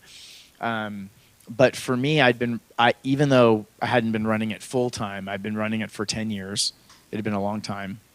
And so I was kind of burnt out, to be honest. Email marketing, like even just saying that today, that's a phrase that has had different connotations over time, and spam has had different connotations over time. My perspective, I don't know what yours is, I'm curious, but is that spam is actually like not a big problem these days. Like the spam filters are really good, like is my impression. They're actually really pretty good. Like they're pretty good at filtering stuff out. If you unsubscribe from stuff, it typically stops. Like you probably all get too much email, but like I think it's a mostly solved like kind of situation. And at the time that I was getting involved in it, it was right. It was not. It wasn't like that, and there weren't best practices, and everyone was just taking the only thing they knew was postal mail, and they were just applying all the same rules from postal mail to email, which doesn't work. It breaks because there's a cost to postal mail and there's no cost to email, and so that process came with a big stigma of like, it was almost impossible. As soon as people knew what we did, like, oh, you have software that helps send email, you're a spammer, right? You know, like, and it was like, that felt bad. Like, I didn't like that, right? And I felt like I had to like defend myself a lot, that like what we did, and it wasn't like we were perfect. Like, it wasn't because we weren't the ones sending the email, but like part of it was we had to figure out how to make sure our customers didn't send spam, you know, like, and like that took time, you know, like that we were part of figuring that out. So for a bunch of those, so one, I was kind of burnt out and kind of like ready to do something different and wanted something that felt different, like, you know, like in that way. I was just about to turn 30, and like personally, I was at a time in my life where I was like also ready personally to really like change from kind of like being a college kid to like thinking about maybe I want to have a family, I want to do other things. And up till that point, even though I was making money and had a business, I didn't have any money because I just constantly spent all the money back on the business. I barely paid myself anything. I like was always reinvesting the money, right? So it wasn't like, I mean, I kind of like, I had a house, I did own a house, but other than like, I didn't really feel like I was like that stable, and my income wasn't predictable. And so having an exit, having a big thing like that, suddenly I felt just personally much more like confident and like I was ready to go start a family, right? That was like an important thing to me at the time. I had a real belief that I definitely think is true, particularly in the U.S., that I knew that wasn't going to be the only company I was going to work on. And so I really also had a belief that like you need to do it multiple times. Like you need to and so like I was like, I've already been doing this for 10 years. Like I got to start on the next one, or like, you know, like there was a little bit of like a, you know, and the idea that the second time would be a lot easier, that I would have so many more connections and relationships and experience and other things to go do it. So I think all those different factors were like, you know, and then luck, right? Again, it wasn't like I didn't even try to sell it. I didn't shop it around. It was like, I like remember the text message exchange where it was like my friend who is the customer, his name's this was Howard Lerman. He founded another company called Yext, which went public, which was a really cool company, and he's got a really cool company we invested in now called Roam, which is like a remote office kind of company, but Roam.com. But Howard texted me and he was like, "We just raised, you know, $60 million or $70 million, you know, like blah, blah, blah. Like, and he was all excited, right? And I like literally was like, that's awesome. You should buy us. And he was like, yeah, let's talk about it. And like, I mean, like, you know, like, and yeah, like it's literally like that was how it happened. And then that led to a whole bunch of conversations. And, you know, again, there's probably smarter ways I could have done it or different ways I could have done it. But just getting it done was kind of awesome. And then it did set me up to go do all these other things. And so then now I went to go start my next company, and now I'm like a successful founder. I've like had an exit, you know, and like, and I can go put the first $100,000 into starting my next company, or $200,000, you know, like I can hire I can hire someone to work on something, or a contractor, or like, right. And I start angel investing. You know, and start like, I can put $25,000 into that friend I met at Carnegie Mellon. I can put the $25,000 into that friend I met at Trilogy. I can put my first big investment. Actually, one of my first investments ever was putting $100,000, which one of the lessons you learn about investing is I should have done less at the beginning. Like you do more, you immediately do a lot in your first investments. But I put $100,000 into B-Side, into the company that Chris Himes and Mitesh are going to talk about next week. And it was one of the first big investments I made. One of the other first things I did is, I'll tell you two other funny investments, but I invested in a TV station here in Austin called the METV, Music and Entertainment Television. And it was trying to be an MTV that covered the local music scene. So it was like, they were at all the local shows and everything, and it was like just kind of like covering all the local content and local music. And that was another $100,000 investment. But really, it was about that if you invested in the TV station, you got basically backstage passes to like everything that they did and got to go to see all the shows and be in the TV station all the time. And that was actually more of why I did it. And the TV station totally didn't work and went out of business. But the people that I invested in it with introduced me to my wife. And I met my wife through it. So it's kind of like infinite ROI on an investment. And so I did. So that was one of my first investments. And then the other one I was going to mention was right after I sold that company, right after the transaction closed, and I was like just getting the wire with the money. Elon Musk announced the very first Tesla Roadster, the little 2-seater, the sports car one. I don't know if any of you remember that, or seen it. And I was totally just immediately bought into electric cars and the vision and what we're, and his pitch. And I immediately sent them a $100,000 deposit which is what you had to do to get one of the first Teslas. And I had one of the first 100 Tesla Roadsters that was here. And then there's some good pictures it was bright orange, very appropriate for Austin. We just used for many years, was driving that all around Austin. And it had the email license plate because email paid for the $100,000 Roadster. So those were some of those first bad investments, but that worked out pretty good. Like, met my wife, had one of the first Teslas, and met lifelong friends who end up being the CEO of Indeed. Okay, I did lose all my money, right? But for the other things made up for it.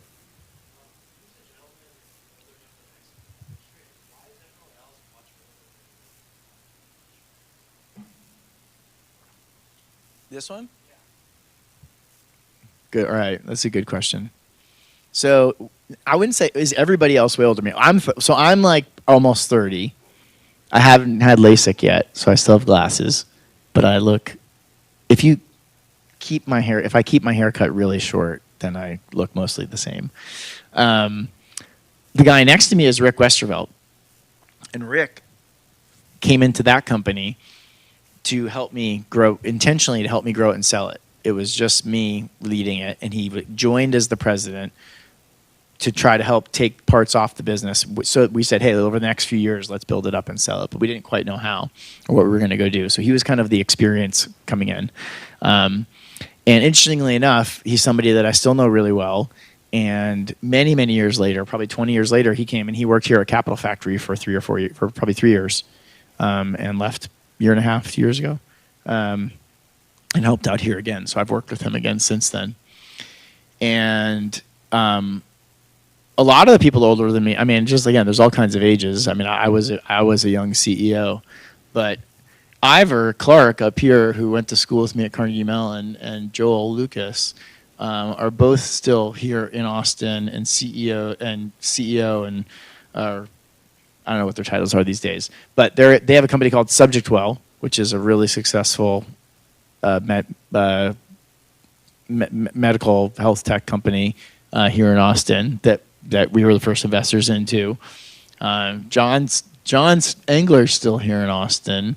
Jolene's still here in Austin.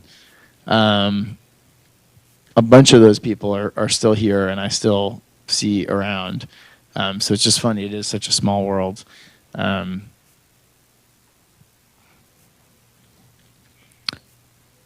But yeah, mostly just because I was a young CEO.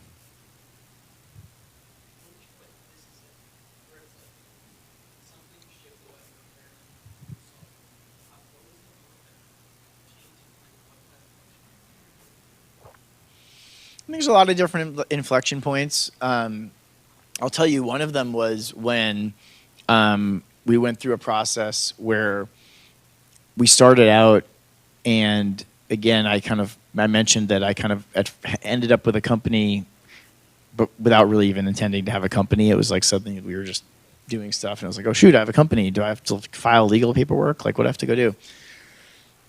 And so one of the easiest things to do when you're starting a company is to make everybody a contractor. And then you have less paperwork and less taxes to file. And there's laws about technically who can be a contractor and who has to be an employee. And Capital Factory follows all of them. But if you think about it, kind of like with the IRS or other things, like when you're a really small company, you're less likely to get that much attention. Like if you have a one-person company and you get this wrong, like probably nobody's going to notice because nobody's looking that close. And then as you get bigger, it gets more important.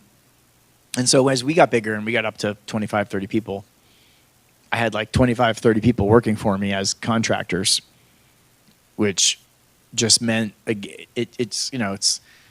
was still paying all of them and they still were paying their own taxes, but just technically, due to the way that we employed them, they really should have been employees, not contractors. And so we decided, okay, we're going to make the big change. We're going to set it up and we're going to do it right. And we're going to convert the company to being employees, not contractors. But I didn't really have anybody to be in charge of that, so we kind of like half-assed did it. So we kind of like, think of it like we almost like filled out half the paperwork, which meant the IRS knew we were supposed to be paying the taxes, but then we never really put up the process in place to actually pay the taxes. Like, because now you suddenly owe extra taxes. Like now, instead of the contractors paying the taxes, every time you do payroll, you have to go sign up with a payroll company. You have to like do all these things, and they're kind of like obvious things. But I hadn't done it, and I didn't know anything about it, and I just conveniently didn't do it.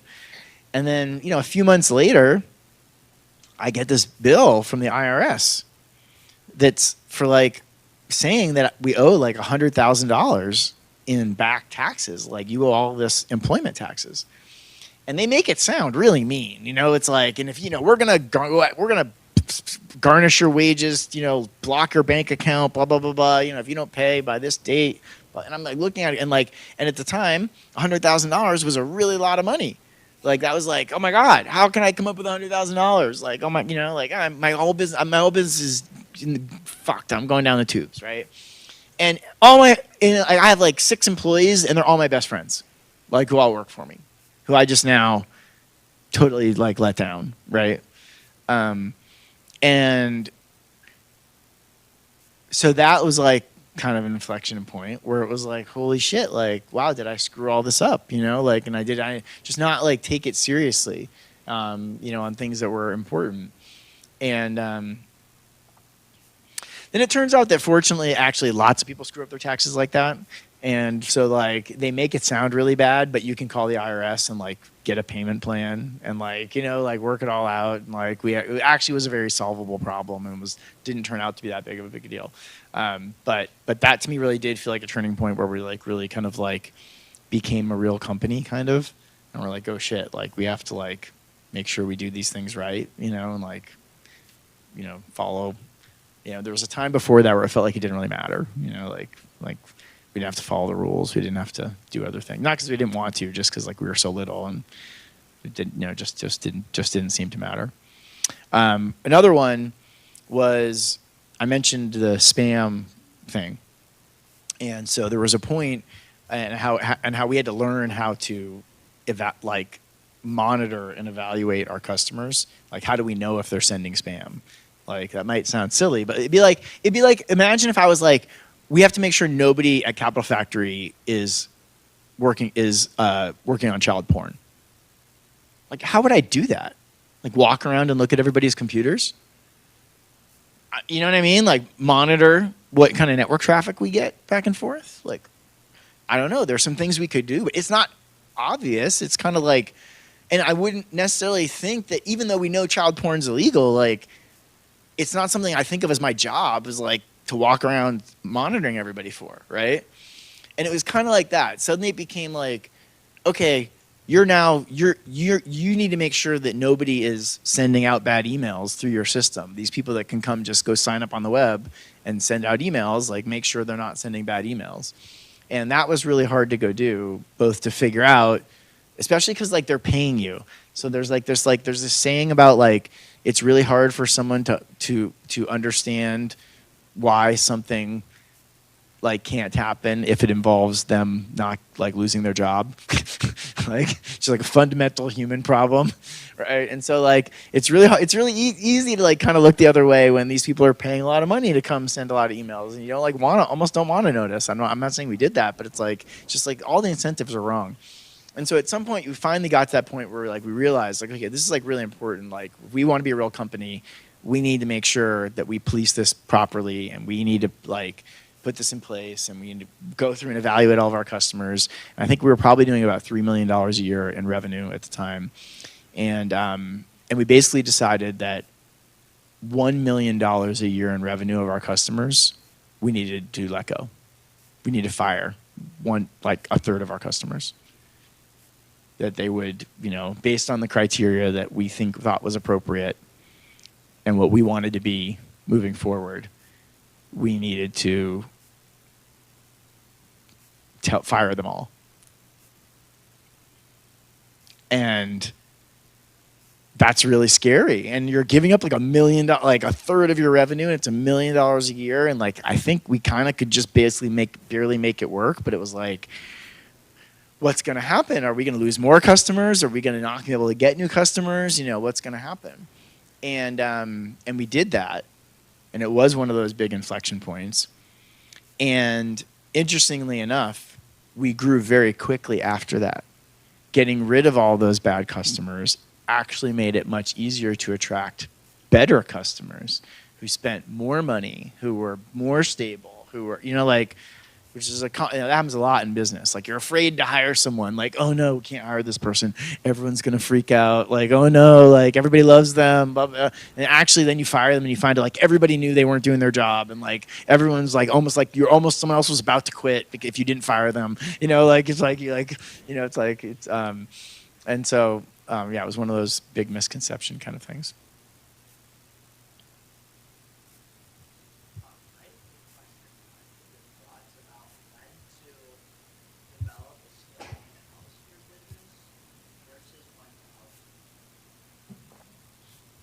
Hold that question. There's a slide about that coming up. We're doing fine, but I'm halfway through the slides. Why did your company sell for 12 mil and then now it's at 12 billion? Fundamentally, they had more customers and were more profitable. I mean, it's simplest answer, right? They were a bigger business. They had a lot more customers, and they made a lot more money. And the brand had a lot of value, like who MailChimp is, right? But that'd be the simplest thing. There's a lot of different things about building a business and being an entrepreneur. And sometimes for some people it's about being the inventor and coming up with something new, like and creating something. And then for other people it's about like knowing how to run a business and how to sell stuff, which is like a thing all by itself. Some people are really good at that. They're like, give me anything, I can sell it. Like I can go build a business around it, and like, and sometimes it's certain types of things, B2B SaaS, enterprise sales. Like that's what they know how to go do. And so, so there's lots of different reasons. You might be one or the other. For me, it was I had no idea what I was doing. I was just some college kid, and I was just like worked really hard and got lucky in a combination of those things, and I was done. I was ready to go do it. But maybe I could have gone to a venture capitalist and gone to Austin Ventures and said, "Hey, I have $3 million in revenue, or $5 million in revenue, or whatever it was. I don't remember at the time, and now I want to go raise a Series A at a $25 million valuation. I'm going to go raise $10 million to go grow this and scale it and turn it into a $100 million business," right? Except I would have been like, I had no idea what I was talking about. Like that was not my that was not my background or my world or anything like that. Right.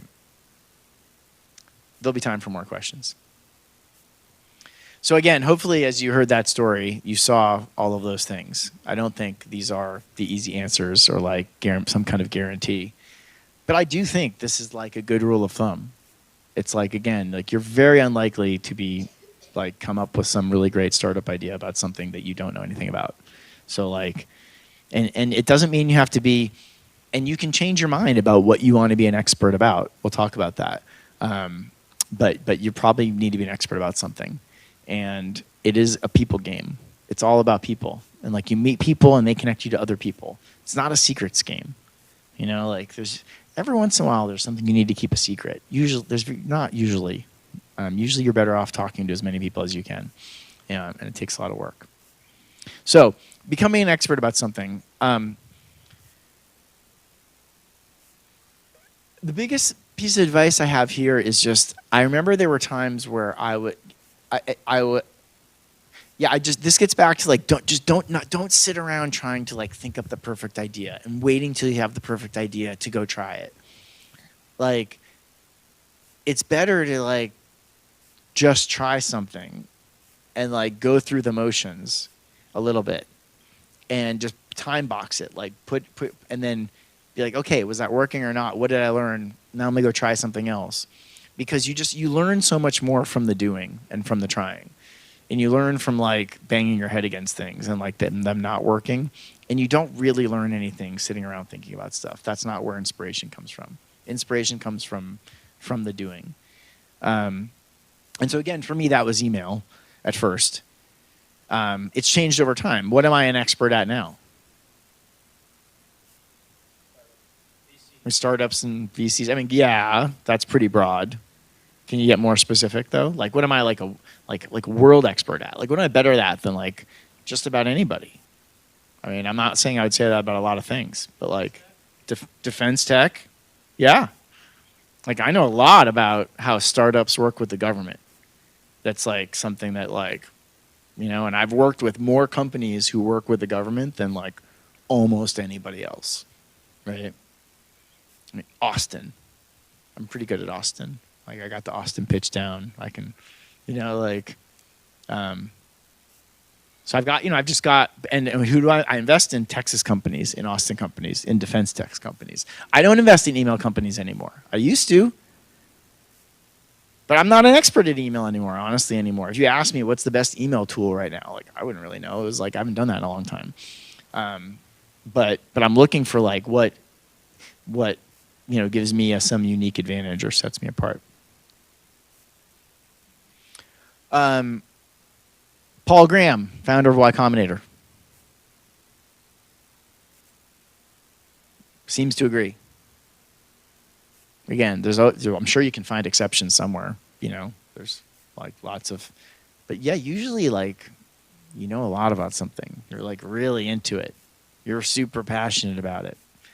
And you can just like deep dive on something until you decide you're not, and you're like, oh, great. So just switch to something else, but then do the deep dive, do the work. That's the work hard part.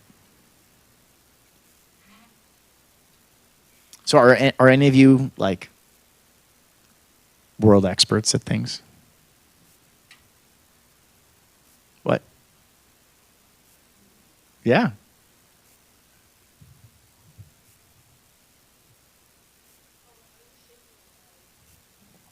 You believe there are some in the room? Who else? Do we have any? What are something that you can be like, I'm like, I can do this better than anybody? At sales. That's a broad thing to claim to be an expert at. All right. I want to learn more about that. Light refraction. All right. I like that. That's pretty specific. Yeah. And so what places does that get applied a lot?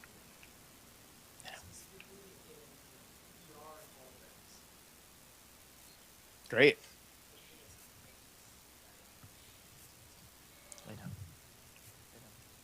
So when you say I'm an expert in sales, and I think about like, well, who should I introduce you to? Lay down.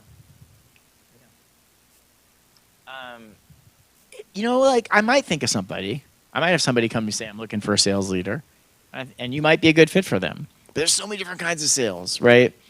It's not like it like immediately makes me think. But when he says like I'm an expert at light refraction, like I might not think of something right away, but if I do think of something, it's like something very specific, right? It's like, oh, I know who you need to talk to. Like, you need to talk to like these people, like Steridian Technologies is one of our companies that's like doing all kinds of stuff with like shooting laser beams off your eyeballs to like, measure stuff and see things going on. And I don't know, maybe that is something, maybe it's not, but it makes me think of something like that, right? What else we got? Any others? Social media growth for artists. What kind of artists? Awesome. Yeah. So there's going to be a lot of people looking for that kind of help. We just invested in a company called Venice. Have you seen Venice Music? Venice was started by Troy Carter. Troy was Lady Gaga's manager and John Legend's manager. He was one of the first investors in Spotify. And Venice is basically like, it's kind of like a HubSpot for emerging artists to manage their online presence and platform and community. So something to check out. But again, when you say that, it makes me think of something very, very specific, And maybe Clips.ai, one of our startups from the lab last semester. Another world expert?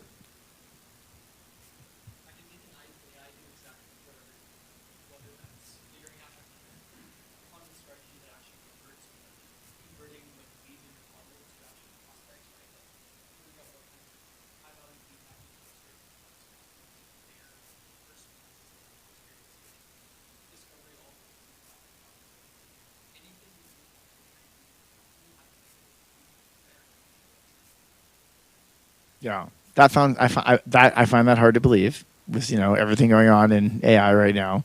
But the more specific it is, the more you just say like, I'm really into like AI for enabling sales tools. Like that gets easier to believe. Again, the more specific it is. What about yours? All right. And so you've been playing, and I mean that's something not hard to imagine. I would, I haven't seen you play, but I'll believe that. Cool. All right, and meeting new people every day. So being in this class is good for that. Coming up and pitching is a good way to do that. Going to the Blackstone Launchpad is a good way to do that. Going to other meetups and organizations on campus where you can meet other people working on entrepreneurial things. Being here at Capital Factory, because it is full of other people that are working on startup stuff. Going downstairs to Fiesta after this, which will be like a packed room full of people that are all like, oh, what are you working on? I'm interested. Oh, you're an expert at light refraction? No way. I've got blah, blah, blah. Or you need to talk to this person, right? It's going to be full of all those kinds of people. So I mentioned some of those places. Did I miss any? Are there any other good places to go on campus to meet entrepreneurs? Invention Works, where's that? Yeah.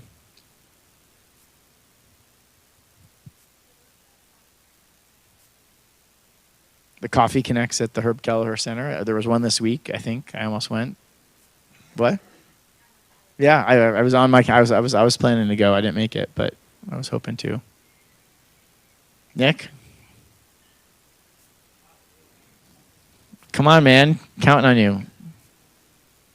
Yeah, Union. All right, and work hard. I don't know what else to say about this. I think most people think they work hard. So I would encourage you to compare yourself to each other. Okay, do you work harder than all your friends? Seriously, I mean, you can kind of get a sense of that, see what your friends are doing. You're not going to get there through not working hard. Sorry, doesn't work that way. So essential component, not all you need. It's not all that's going to get you there, but you better be ready to go put the hours in. It's going to take a lot of time. So I said this before, opportunity comes from activity, and I really want to emphasize that. It really comes from getting out there, from doing stuff, from talking to people. If I were if I were a student entrepreneur and I was at UT and I was thinking, wow, like I want to work on some cool disruptive technology. I want to work on something that's going to change the world. In my case, my background's tech, so maybe I'm thinking something tech, but I don't know where to go start. What would I do? I'd go look and I'd say like, well, what are the lists of like the coolest professors and the shit they're working on, right? Like who's working on autonomous robots and rockets and I don't know what other kinds of things there might be, medical devices or other things like that, and see just what's going on campus that looks cool, what's really interesting, and what kind of events or things are those people hosting that I could go attend where I could go meet people. I think one of the biggest misconceptions I remember from me being a college student is I had this feeling like if there was something really cool going on campus like that, and I wanted to go up and like learn about it, that like they wouldn't want to talk to me or care about me. And I think you'll find it's the opposite, that like professors and others will be super excited to find you being excited about what they're working on. So we only have a few minutes left, and I want to make sure to get through my top 10 list. So I'm going to go through it fast. But I have a top 10 list for you, and that's what we'll wrap with, of the top 10 kind of like pieces of advice I would have if I were you, if I were starting a company right now. And so you've already got the kind of this is not the top 10 list, but the overall just guidelines. But here's the top 10 list. The fine print is, this is my advice. This is what I would do. It doesn't mean it's what you should do. Like, you're all different. You have to figure out for you, like, what's a good fit for you. I'm a guy. I have kids. I'm at a different point in my career. I have all these things, right? So, but I would pick a problem that I have personally. And I would think about that for you. Like, working on something that affects your own life makes it better and easier and harder, and or not harder, but easier to get through the hard times, because it's exciting, because it matters, because it matters to you, because it matters to people in your family. But having some reason matters. I would try to find co-founders. I wouldn't let that stop you. Don't let that stop you from working on things. But the ideal co-founder is someone who it cares about it just as much as you, and who it wants to work on it just as hard as you.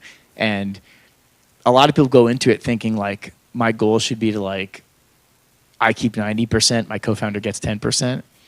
Your ideal goal should be to find a co-founder that you want to give 50% to, that you feel like this person is so good, I want them just as bought in as me.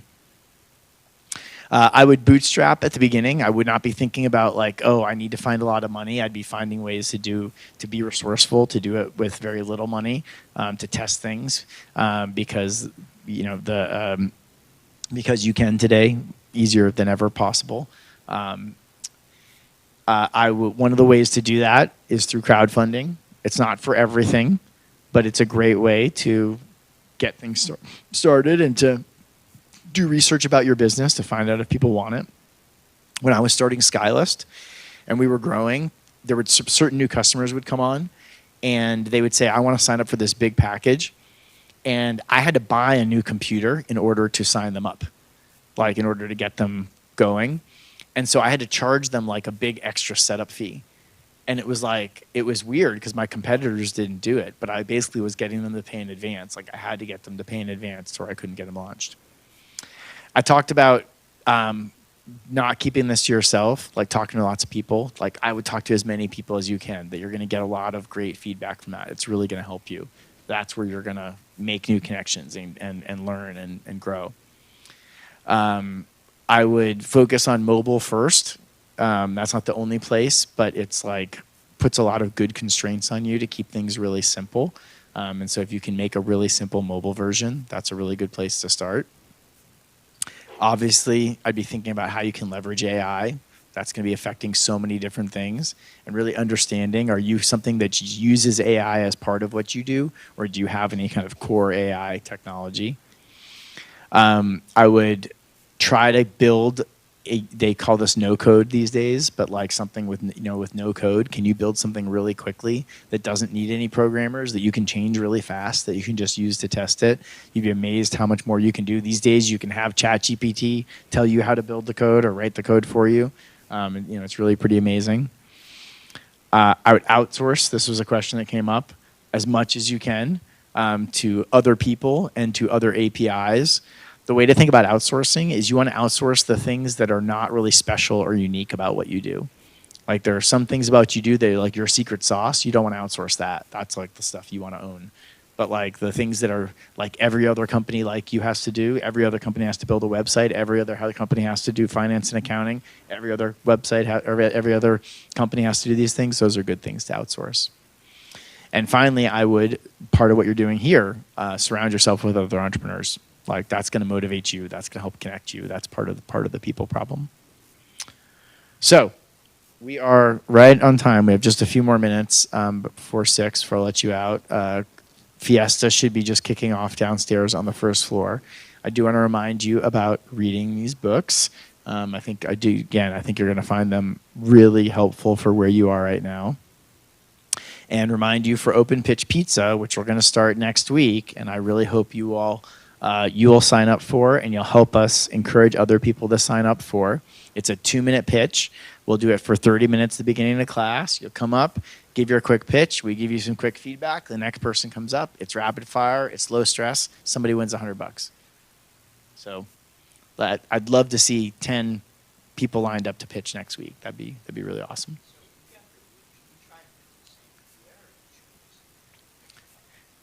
It's different for everybody. Some people have like a thing they're really fixated on and they're iterating on it and they're trying different versions. Like you shouldn't just do the exact same thing every week, but they're like, oh, I'm trying this a different way, or I'm trying my customer pitch, or I'm trying my investor pitch, or here's what I've taken the feedback from last time and here's what I've done.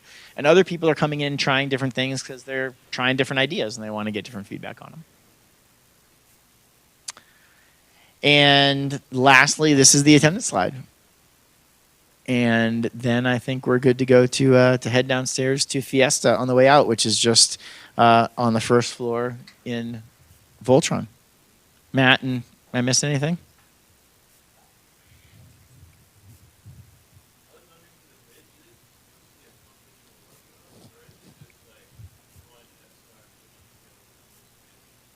It's pitching like a company. Like now, it could be an idea for a company. So sometimes when you're pitching something that doesn't exist, you can talk about it like it does exist. And at the end, if we're not sure, like you did a good job. Like if we can't really tell, but that's part of how you're testing the idea is like, does this pitch resonate? Do people get it? But generally, it's pitching like real things. Like here's this business idea I have, or this thing I'm building, or this thing I'm looking for feedback on, or thing I'm thinking about doing.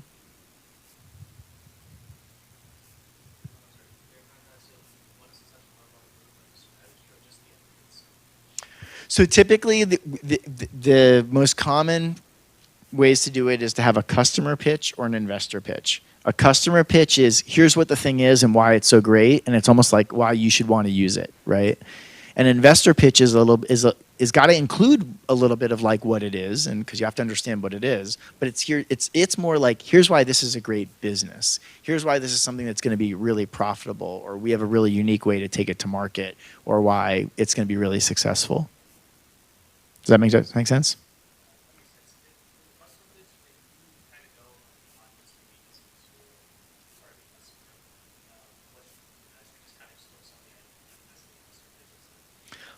Probably, because that's probably what's going to get you the most feedback. Unless you think in this context you can explain it and say, hey, my customer is, financial planners, right? And so everyone has to imagine that you're a financial planner, and I'm giving my pitch, right? And so you're going to get less useful feedback from this crowd because most of them probably aren't financial planners. I have a financial planner. I could give you a little bit of feedback, right? You know what I mean? That's going to be a little bit different.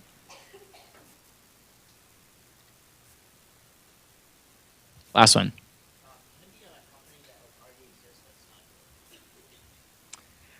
Yeah, I think we'd probably prioritize the other ones first. But yeah, it's a good way to practice pitching and a way to think about it. Yeah.